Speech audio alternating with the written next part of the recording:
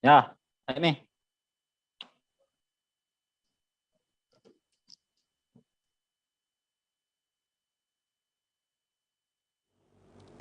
Selamat sore dan semangat sore Tribuners. Bagaimana kabar Anda hari ini? Senang sekali saya Ilu Devi dapat kembali berjumpa dengan Anda kali ini dalam program Bincang Bola Virtual. Nah, kita masih memperbincangkan terkait Piala Dunia 2022 yang sudah memasuki babak 16 besar dan hari ini atau malam ini dan hingga subuh hari nanti atau dini hari nanti akan menjadi pertandingan terakhir di babak 16 besar ini. Kira-kira siapa yang akan berhasil menyusul untuk melaju ke babak perempat final nantinya di Piala Dunia 2022. Untuk membahas hal tersebut, kita akan mengundang narasumber kita secara virtual. Hari ini ada Kak Hashim dan juga Kak Ari selaku penanggung jawab dan juga editor rubrik olahraga dari Tribun Timur. Kita sapa terlebih dahulu narasumber kita pada hari ini, Kak Hashim dan juga Kak Ari. Selamat sore, Kak Hashim. Sore, gimana? Baik, bagaimana kabarnya hari ini? Alhamdulillah baik. Kabar pertandingan semalam seperti apa, Kak?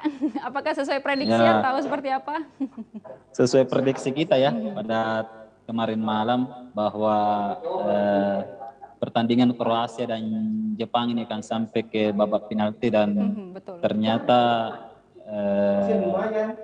pengalaman lah yang menentukan, dan pengalaman Kroasia memang sangat bagus untuk babak penalti, dan bukan cuma Jepang yang menjadi korban pertama, tapi di Piala Dunia 2018 lalu itu ada Inggris, kemudian tuan rumah Rusia, itu menjadi korban dari Kroasia.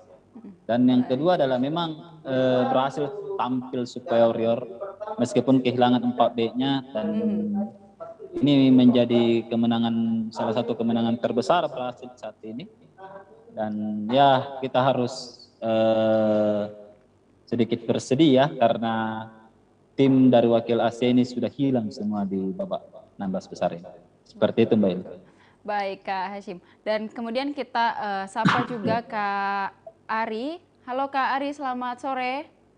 Halo Tribuners, selamat sore. Baik, bagaimana kabarnya hari ini Kak Ari? Alhamdulillah hari ini Tribuners kabar baik. Hari ini saya memakai langsung jersey Portugal ini. Kabarnya hari ini sangat baik karena hari ini timnya akan bertanding, begitu ya? Betul sekali Tribuners, apalagi ini akan menjadi panggung penampilan dari Cristiano Ronaldo, kapten sekaligus God bagi kalangan penggemar Ronaldo. Baik, karena hari ini kita akan membahas terkait Portugal dan Spanyol juga yang akan nanti menghadapi Swiss dan juga Maroko. Nah, untuk pertama mungkin kita akan membahas pertandingan yang akan berlangsung nanti malam. Yang pertama itu kita akan membahas terkait Maroko dan juga Spanyol. Nah, kita tahu sebelumnya bahwa sudah ada 6 tim ini yang sudah dipastikan bakal melaju ke babak perempat final. Di antaranya ada Belanda, kemudian Argentina, Prancis, Inggris, Kroasia, dan juga Brasil. Kita akan nanti malam kita akan melihat bagaimana kans dari Spanyol atau Maroko nanti malam yang akan berlaga, siapa kira-kira yang akan lanjut ke babak perempat final. Untuk itu Kak Hashim, kita akan tanya-tanya sedikit terkait mungkin sedikit prediksinya atau pengamatannya terkait pertandingan nanti yang akan berlangsung Maroko versus Spanyol. Nah, Maroko ini kan keluar sebagai juara grup F, dan tapi kita juga bisa tahu bahwa Spanyol ini sebagai runner up dari grup E yang dikatakan sebagai grup neraka. Nah, bagaimana Kak Hashim melihat antara Maroko dan juga Spanyol ini dalam berlaga nanti secara statistik mungkin atau secara pertandingan-pertandingan sebelumnya? Siapa kira-kira yang lebih kuat atau strategi siapa yang lebih apik atau seperti apa Kak Hashim? Ya, kalau kita lihat yang dari babak penyisihan ya, bahwa Maroko lebih bagus secara statistik ya, dengan 2 kemenangan dan sekali seri. Sementara itu Spanyol 1 kemenangan, sekali kalah dan 1 kali seri. Artinya secara statistik Maroko di atas apa namanya, di atas kertas ini oke lah. Dan kemudian dari sisi materi pemain juga, Maroko ini salah satu yang dihuni oleh pemain-pemain yang bisa dibilang berimbang lah. Jadi ada sejarah yang menarik dari Maroko bahwa sekitar 18 pemainnya ini tidak lahir di Maroko. Mereka ini lahir di di negara lain. Dan Ashraf Hakimi ini lahir di Spanyol. Jadi ini akan menjadi semacam pertandingan diaspora, tim diaspora melawan tim Spanyol. Dan Ashraf Hakimi ketika dia masih di junior itu sempat membela atau bermain untuk timnas Spanyol. Tapi setelah masuk ke timnas senior dia memilih membela tanah leluhurnya Maroko. Jadi ada juga rasa-rasa Spanyolnya ini. Kemudian beberapa tim teman-temannya juga kan berasal dari seperti negara Belgia, kemudian Inggris, Prancis. Jadi meskipun mereka timnas Maroko, tapi gaya permainannya ini banyak mengadopsi dari negara-negara Eropa dengan budaya sepak bola yang sudah maju seperti itu. Nah, dari segi Spanyol sendiri, sekitar 8 pemain dari Spanyol ini berasal dari Barcelona atau Catalan. Hanya beberapa dari sekitar 3 mungkin ya, dari Real Madrid dan beberapa tim-tim klub-klub lainnya.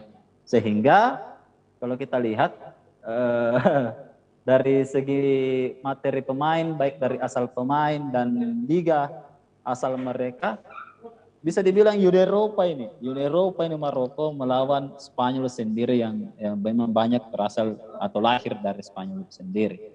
Jadi Spanyol tidak akan mungkin kalau kita baca juga tadi hasil wawancaranya Luis Enrique pelatih Spanyol bahwa mereka sangat tidak menganggap enteng juara grup ini. Jadi Maroko ini akan memberikan pasti penampilan yang menarik untuk melawan timnas Spanyol yang didominasi oleh pemain-pemain Barcelona. Seperti itu Mbak Ila. Baik, nah Kak Hashim, Maroko ini kan dan Spanyol sudah pernah bertemu 3 kali baik di ajang dan seluruhnya di ajang resmi begitu. Tetapi Maroko ini rupanya belum pernah memenangkan pertandingan melawan Spanyol. Pernah paling tertinggi hanya seri. Apakah ini akan menjadi ajang yang cukup sulit nantinya bagi Maroko atau seperti apa? Ya, bisa saja seperti itu Mbak Ibu ya, karena Luis Enrique juga sudah menyiapkan strategi untuk sampai ke babak penalti. Dan Luis Enrique dalam sebuah wawancara dia menyampaikan bahwa sudah latihan sampai 1000 kali penalti. Artinya Spanyol mempersiapkan hingga detik-detik akhir. Apakah tanpa gol misalnya atau imbang hingga 120 menit, itu mereka siap dan sampai juga di menit-menit akhir. Karena memang pertandingan terakhir pun di 2018 mereka sempat satu grup hanya bermain kacamata 0-0 seperti itu Mbak. Baik, nah meskipun secara statistik dan juga kita lihat track record ke belakang, Maroko memang belum pernah berhasil mengalahkan Spanyol. Tapi apa kemudian yang menjadi catatan penting bagi Spanyol agar setidaknya tidak kecolongan begitu dari Maroko? Karena jangan sampai pada pertandingan ini akan sedikit mungkin meremehkan atau seperti apa karena memang belum pernah dikalahkan dari Maroko. Jadi apa yang menjadi catatan penting bagi Spanyol untuk berlaga sebentar nanti malam? Catatan pentingnya pasti adalah 3 pemain utama dari Maroko ini ya, seperti Achraf Hakimi, kemudian Ziyech, dan satu lagi gelandang bertahannya. Gelandangnya, betul. Ya, adalah gelandang bertahannya ini apa namanya? Saya agak lupa namanya. Tunggu ya. Ini dia. Hakim Ziyech. Amrabat. Jadi Amrabat, kemudian Hakimi, kemudian Ziyech, ini adalah 3 pemain yang menjadi pembeda dari timnas Maroko ini.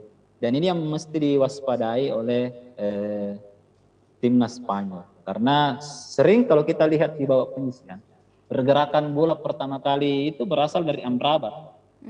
Nah, kemudian langsung ke sisi kanan, dan menariknya serangan-serangan pamungkas dari Maroko ini berasal dari kerjasama 3 pemain ini, Amrabat, kemudian Hakimi dan Ziyech. Ini 3 pemain kunci yang mesti diwaspadai oleh timnas Spanyol, dan mereka akan berhadapan dengan Gavi dan Jordi Alba dan Busquets di tengah, seperti itu saya lihat.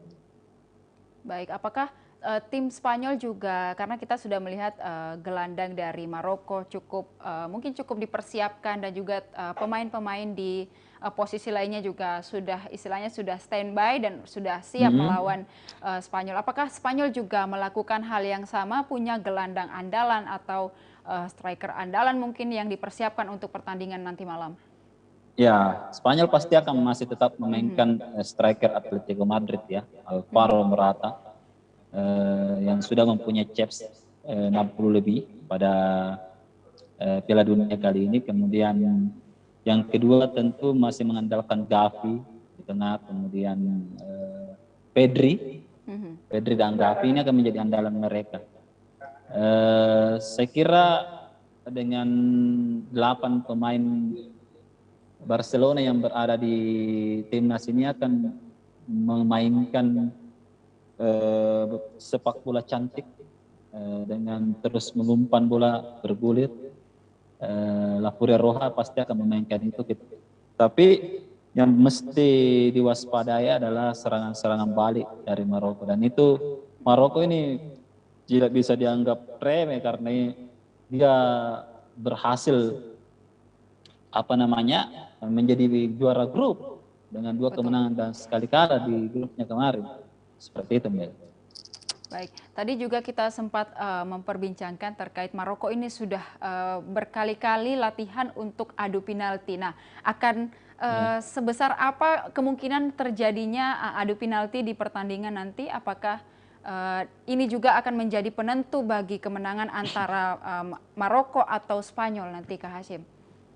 Ya, pastilah, karena ini adalah babak gugur, jadi rata-rata pelatih biasanya sangat berhati-hati untuk mengambil inisiatif serangan di awal. Sama kemarin ketika Jepang melawan Kroasia, kan tidak ada yang terlalu ingin membuka serangan karena mereka menganggap bahwa mungkin kita imbang ya, timnas atau kualitas pemainnya itu imbang, sehingga sangat berhati-hati, sehingga ya hanya mengalirkan bola dari kaki ke kaki di area permainan sendiri, sembari melihat kemungkinan ada peluang emas untuk dikonversi menjadi gol, seperti itu.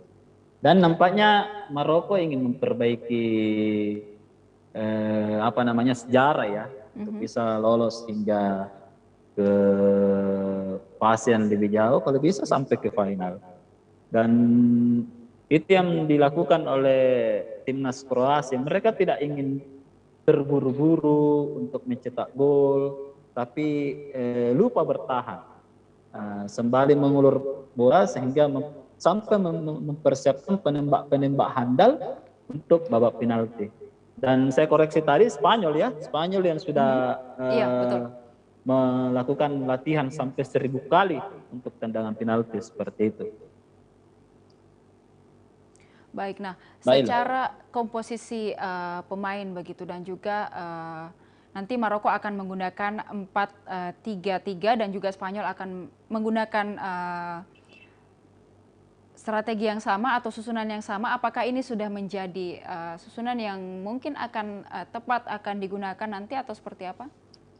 Ya, strategi 4-3-3 ini pasti dalam merangkul ya, tapi juga tidak strategi ini juga kuat untuk di lapangan tengah. Jadi mereka pasti menyimpan satu gelandang jangkar tengah. Kalau di sisi Spanyol kan ada Busquets dan di sisi Maroko ada Amrabat. Jadi strateginya sama, artinya pertarungan lapangan tengah di sini. Pertarungan dari Amrabat, kemudian Busquets, Gavi, siapa lagi namanya ini, Samiri, dan beberapa pemain-pemain lapangan tengah dari Spanyol. Nah, tapi di sisi lain Spanyol punya kekuatan agak lebih karena beberapa pemain penggantinya itu hampir sama kualitasnya. Di sisi lain, di Maroko ini hanya biasanya mengandalkan ketiga pemain yang telah saya sebutkan tadi. Jadi untuk saat ini Spanyol agak lebih unggul. Dan kalau kita lihat juga beberapa peranking untuk pertandingan lebih memang mengunggulkan Spanyol di angka 2-0 seperti itu. Baik, Kak Hashim, bagaimana kemudian kans dari masing-masing tim untuk melaju ke babak perempat final, baik itu dari Maroko dan juga Spanyol nantinya, dan akan seseru apa pertandingan nanti malam? Ya, Maroko datang ke babak 16 besar ini dengan juara grup. Itu adalah modal yang sangat luar biasa, dan itu adalah sebuah penampilan yang sangat impresif di babak grup. Di sisi lain, mereka tidak punya tidak punya sejarah untuk bermain di level yang lebih tinggi. Nah, mereka bagus, sama kemarin Jepang mereka bagus, tapi ketika masuk ke 16 besar, ini permainan mental di sini. Jadi pemain-pemain Maroko ini mesti mempunyai mental juara yang kuat, karena secara kualitas mereka lebih bagus secara catatan statistiknya, meskipun Spanyol itu berasal dari tim neraka. Jadi siapa yang mempunyai mental yang juara lebih bagus, Mbak Ila. Baik, untuk kelemahan dari kedua tim, mungkin kita bisa mengkaji sedikit apa yang menjadi kelemahan dari Maroko dan juga apa yang menjadi kelemahan dari tim Spanyol untuk laga nanti malam, sehingga ada mungkin hal yang perlu masing-masing diantisipasi begitu, Kak Hashim. Ya, di kelemahan dari Maroko sendiri adalah pengalaman ya. Mereka tidak punya pengalaman untuk bermain yang lebih tinggi. Kemudian yang kedua adalah kendala bahasa, karena mereka ini adalah pemain imigran. Jadi ada sekitar 6 negara sampai ke Kanada yang bermain di timnas Maroko. Jadi ini yang kemarin juga semacam menjadi kendala teknis di timnas Maroko karena kendala bahasa. Jadi kemudian yang kedua, mereka tidak bermain di liga yang sama. Seperti itu. Jadi ini juga soal feeling antar pemain. Nah, di sisi lain, kelemahan dari dari Spanyol ini adalah pemain muda. Banyak sekali pemain muda di sini, dan Spanyol ini kalau kita lihat di kelemahannya juga adalah mereka biasanya sangat sulit untuk menembus pertahanan lawan ketika misalnya bertahan total, dan itu terlihat ketika mereka dikalahkan sama Jepang 2-1, dan di menit-menit akhir biasanya mereka kehilangan konsentrasi. Seperti itu, Mbak. Baik, jadi dari masing-masing tim ini punya salah satu kelemahan dan mungkin sebaiknya bisa untuk diantisipasi pada pertandingan yang akan digelar malam nanti pukul 22 waktu Indonesia Barat. Dan Kak Hashim, kalau menurut prediksi Kak Hashim sendiri, siapa yang akan mengungguli kali ini? Apakah Maroko atau Spanyol? Ya, semua ranking ataupun lembaga-lembaga taruhan mengunggulkan Spanyol. Betul. Tapi nampaknya untuk saya melihat ini akan panjang, akan melewati babak-babak normal, kan biasanya masuk ke tambahan waktu, dan untuk materi pemain nampaknya Spanyol lebih di atas kalau saya lihat. Baik, Tribuners, kita beralih dari Maroko dan juga Spanyol, kita beralih ke pertandingan yang akan digelar dini hari nanti, yaitu Portugal dengan Swiss. Ini cukup menjadi pertandingan yang banyak memiliki penggemar juga rupanya. Salah satu penggemarnya sudah hadir bersama kita secara virtual kali ini, Kak Ari. Kita akan tanya-tanya terkait pertandingan nanti dini hari antara Portugal dan juga Swiss. Nah, kita tahu bahwa ini menjadi pertandingan terakhir untuk mengakhiri babak 16 besar. Kira-kira kalau kita tanya ke Ari, pasti Kak Ari bilang Portugal yang akan lolos. Atau seperti baik. Dan ini kita tahu bahwa Portugal ini menjadi juara dari grup H yang juga digadang-gadang sebagai grup neraka begitu ya Kak Ari. Tetapi Swiss juga menjadi runner up dari grup G dengan perolehan yang sama, 2 kali menang dan 1 kali kalah. Apa yang menjadi atau sebesar apa kans bagi Swiss akan melawan Portugal ini Kak Ari? Karena kita tahu Portugal bukan tim yang kalau kita lihat secara statistik dan juga secara track record, kita tidak bisa meremehkan Portugal. Dan apa yang menjadi kesulitan mungkin bagi Swiss untuk melawan Portugal di laga dini hari nanti? Selamat sore Tribuners. Jadi kalau ditanya apa kesulitannya, mungkin kita saja nanti kesulitannya. Kalau di 2 pertandingan terakhir di Tribuners, yaitu di UEFA Nations League atau Liga Negara, di 2 pertandingan terakhir ini kedua timnas ini saling mengalahkan. Tepatnya di Juni lalu, Portugal awalnya menang 4-0, sepekan berselang ternyata Swiss membalas walaupun skornya agak lebih rendah yaitu 1-0. Kesulitannya mungkin bagi Swiss, kalau dari kacamata pandangan sebagai supporter Portugal ya, saya sebagai salah satu penggemar Ronaldo ini, kalau lihat dari gaya main Portugal ini di 3 laga terakhir ini, kadangkala penyerangan ini di Portugal bukan hanya di Ronaldo, jadi bisa saja nanti bola menyerang melalui Joe Felix atau di sayap kiri melalui Leao yang bermain di sayap tim AC Milan. Jadi kesulitannya mungkin di situ, apalagi di tengah ini Portugal punya 2 gelandang, ada salah satu andalan Manchester City atau salah satu gelandang andalan City, Pep Guardiola di City, yaitu Bernardo Silva, dan ada juga Bruno Fernandes. Seperti itu kalau dari pandangan supporter Portugal, Mbak Ilu. Baik, nah Portugal dan Swiss ini kan sudah sering bertemu begitu Kak Ari, baik di laga ajang resmi ataupun di laga persahabatan. Nah dari statistik itu total ada 25 pertemuan, kemudian secara statistik juga Swiss menjadi lebih superior karena memenangkan 11 laga dan juga 5 seri dan sisanya dimenangkan oleh Portugal. Apakah ini menjadi kans yang cukup mungkin untuk untuk Swiss melawan Portugal nanti dini hari?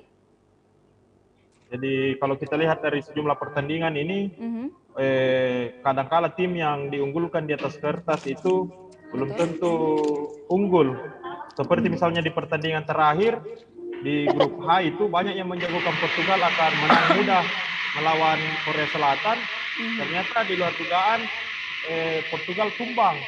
Jadi seperti mengutip dari pernyataan dari pelatih Portugal itu, dia tidak ingin memandang sebelah mata Swiss dan menyebut Swiss sebagai tim yang kuat. Yang menarik juga ini, Tribuners, Mbak Ilu, ini ujian pembuktian bagi Ronaldo.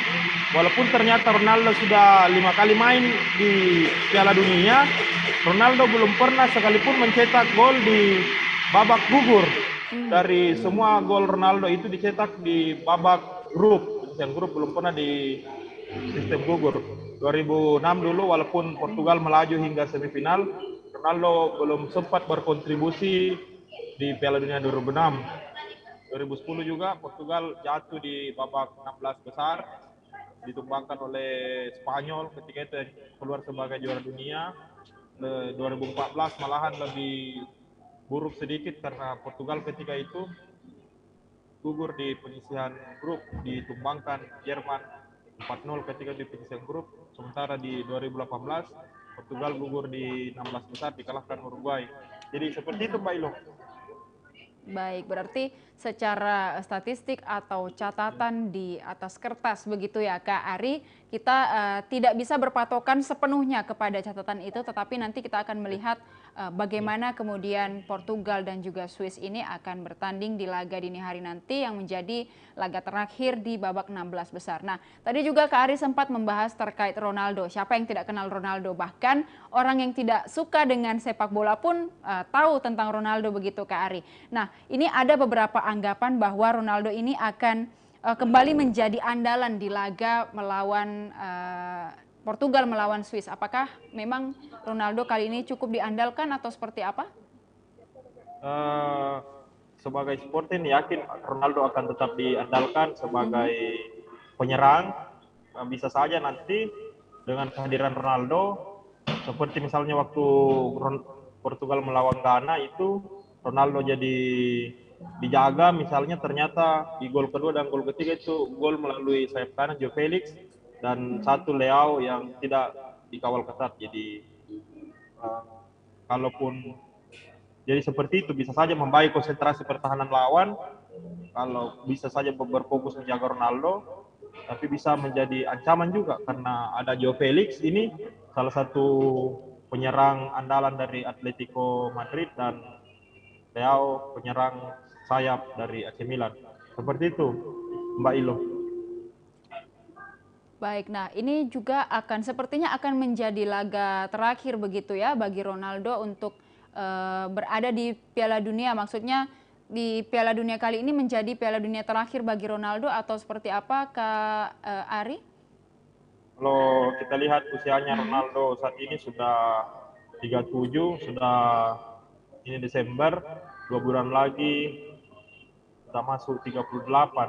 Artinya kalau Piala Dunia 2026 sudah berumur 41. Bisa saja ada kemungkinan bisa saja ini menjadi Piala Dunia terakhir sepertinya bagi Ronaldo.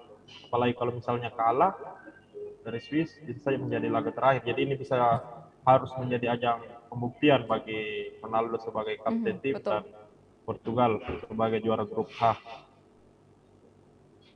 Baik, Kak Ari, kita kemarin sebelum dari pertandingan ini kita sempat melihat bahwa di media sosial, baik itu di Twitter, di Instagram, banyak yang kemudian melontarkan cemooh kepada Ronaldo. Nah, apakah pertandingan nanti malam akan menjadi ajang pembuktian juga bagi Ronaldo bahwa dia ini masih layak diperhitungkan atau seperti apa?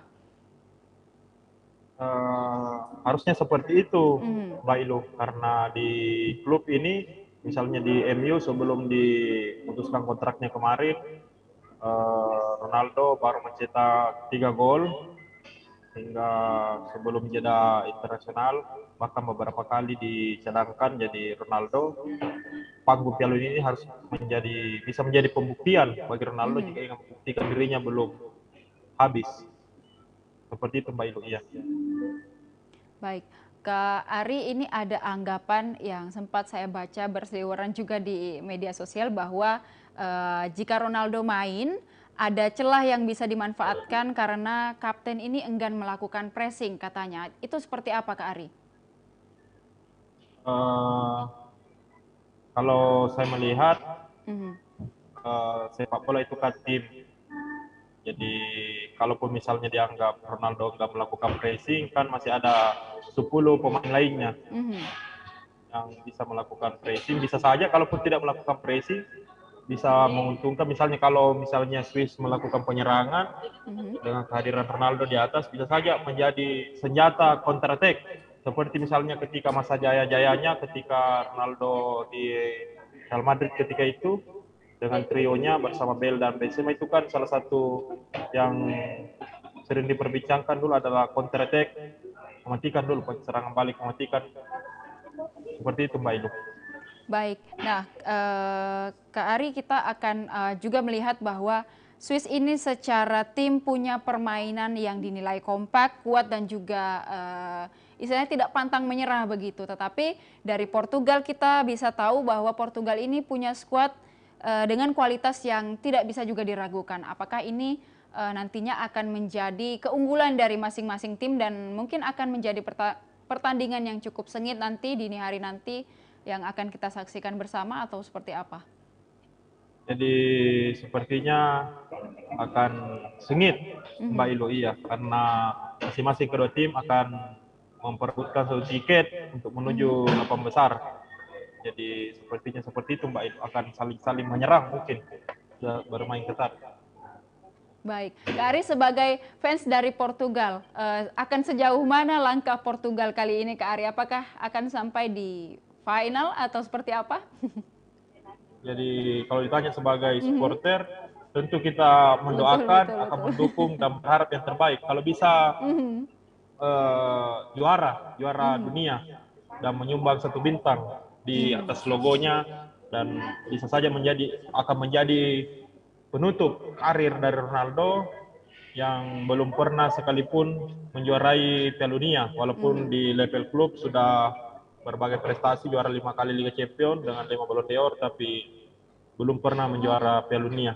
Kalau ditanya harapannya, ya tentu kita doakan yang terbaik, seperti itu Mbak Ilu. baik. Kak Ari, nanti ketika misalnya Portugal akan tetap melaju, kira-kira tim mana yang menjadi lawan yang cukup berat bagi Portugal, dan tentunya akan menjadi pertandingan yang juga cukup sengit. Sebagai fans Portugal, Kak Ari bagaimana melihat tim siapa nih yang perlu diwaspadai dari Portugal? Kalau menurut saya ya Mbak Ilu, pandangan pribadi, kalau ditanya yang tim mana, karena ini level Piala Dunia, apalagi sudah di level 8 besar nanti, maka semua bisa menjadi tim berat, lawan berat. Kita tidak bisa prediksi yang mana misalnya jadi unggulan, yang mana tidak berat. Jadi kalau menurut saya semua akan menjadi lawan berat. Apalagi dari 6 tim yang lolos itu kan salah satu, semuanya bisa dikatakan adalah tim-tim besar, tim raksasa lah. Belanda misalnya, walaupun baru pernah juara dunia, tapi kan sudah beberapa kali tampil di final, seperti misalnya di 2010. Yang kedua misalnya Argentina dengan striker andalannya Messi, sudah pernah 2 kali juara dunia. Begitupun misalnya juara dunia Prancis, Inggris sebagai runner up Euro, ataupun Brasil yang main yang tadi malam menghajar lawannya 4-1. Jadi semua kita tidak bisa kategorikan ini tim berat, ini tidak berat. Semua lawan berat, Mbak Ilu. Berarti memang semua tim nanti yang akan melaju di babak perempat final cukup menjadi tim yang untuk dilawan dari Portugal, menjadi tim yang tangguh begitu ya, dan memang sudah sampai di babak perempat final ini sudah bukan pertandingan yang mungkin cukup sengit lagi kita katakan, tetapi sangat-sangat sengit karena semua tim sudah boleh dikatakan tim yang dari grup-grup besar, dan juga punya kita bisa lihat dari segi statistik dan juga track record kemarin semuanya punya pengalaman dan juga hal-hal yang mungkin bisa menjadi keunggulan dari setiap tim, sehingga siapapun lawannya akan menjadi lawan yang cukup sengit bagi Portugal begitu. Kita doakan semoga Portugal masih bisa melaju ya Kak Ari. Kita beri support juga kepada Kak Ari. Ini logo jersey Portugal. Iya. Dan satu lagi nih, Mbak Ilu, sepertinya ini Swiss ini supporternya nanti malam bukan hanya dari Swiss, tapi akan ditunggangi oleh lawan-lawan dan musuh Ronaldo sepertinya ini, Mbak Ilu. Iya. Baik, apakah itu menjadi satu ancaman juga atau seperti apa, Kak Ari? Bisa menjadi tantangan itu, Mbak Ilu, bagi Ronaldo dan Portugal untuk membuktikan diri. Dan dalam beberapa tahun ini kan sering berdebat siapa GOAT yang sesungguhnya. Ini harus menjadi pembuktian. Apalagi Messi sudah melaju ke 8 besar, Ronaldo juga harus membuktikan bisa melaju ke 8 besar. Seperti itu, Mbak Ilu. Betul, baik. Terima kasih Kak Hari. Kalau Kak Hashim sendiri, siapa yang akan, apakah tim jagoannya masih melaju hingga babak ini atau seperti apa Kak Hashim? Ya, sudah gugur kemarin. Sudah gugur, sayang sekali. Karena lebih ada banyak tim lain mungkin yang dijagokan? Melihat dari beberapa tim ya, nampaknya Argentina akan main habis-habisan sama, karena di situ ada juga Messi ya, akan habis-habisan tentunya karena ini bisa menjadi tahun terakhir bermain di Piala Dunia. Kemudian yang tampil spektakuler juga ini adalah Brasil. Tapi kalau kita lihat dari catatannya, Argentina justru bisa mengalahkan Brasil waktu kemarin di fase fase sebelum Piala Dunia ya. Jadi ya kita tidak bisa melihat ini ya, karena kan memang banyak kejutan-kejutan ini. Tapi tim-tim yang mempunyai semangat juara yang besar, apalagi punya sejarah Piala Dunia seperti Spanyol, kemudian Prancis, Argentina dan Brasil pasti akan bisa melangkah jauh lebih dari ini. Itu baik. Baik, nah kita juga memang sejauh ini melihat di Piala Dunia 2022 ini cukup banyak kejutan dan kalau Kak Ari dari Portugal sudah sebesar apa kejutan yang diberikan kepada fansnya? Sudah luar biasa ini kejutannya nih. Karena lawan Ghana, lawan Uruguay misalnya di 2018 kan Portugal jatuh di 16 besar ditumbangkan Uruguay, Suarez TKK. Kemarin sudah membalas, dulu dikalah 2021, kemarin menang 2-0. Seperti itu, Pak Il. Baik, Kak Hasyim dan juga Kak Ari, nanti malam sampai nanti dini hari kita akan melihat pertandingan dari 4 tim ini yang akan mengakhiri rupanya babak 16 besar dan kita lihat siapa yang akan berhasil lolos ke babak perempat final. Untuk itu nanti akan kita saksikan bersama dan mungkin besok kita akan bahas lagi pertandingan-pertandingan selanjutnya. Kak Ari dan juga Kak Hasyim nobar barengan atau bagaimana? Ya, bisa kita nobar. Baik, Portugal, Ronaldo. Oke, kita tunggu ya kejutan dari Portugal, Kak Ari. Iya. Hari ini mau mati karena Portugal saya lihat. Baik, Kak Hasyim dan juga Kak Ari, terima kasih sudah berdiskusi untuk hari ini terkait bincang bola Piala Dunia 2022. Semoga nanti kita doakan tim masing-masing yang didukung bisa melaju sampai babak yang nanti perempat final, kemudian juga di final. Kita tunggu saja kabarnya dari Kak Hasyim dan juga Kak Ari sebagai fans Portugal, fans berat Portugal nih. Terima kasih Kak Ari dan juga Kak Hasyim. Selamat sore. Ya, sama-sama Mbak Elu. Ya, sore. Baik, Tribuners, terima kasih telah menyaksikan program Bincang Bola Virtual sore hari ini. Hingga sudah menuju malam hari, kita nanti akan menyaksikan juga pertandingan selanjutnya dan akan menjadi penutup di babak 16 besar Piala Dunia 2022. Kita lihat siapa yang akan menjadi juaranya. Kita tunggu saja sampai 18 Desember 2022 mendatang. Untuk itu, saya Ilu Devi dan juga kru yang bertugas pamit undur diri. Tetap saksikan program-program lainnya hanya di kanal YouTube Tribun Timur. Saya Ilu Devi pamit undur diri. Terima kasih dan sampai jumpa.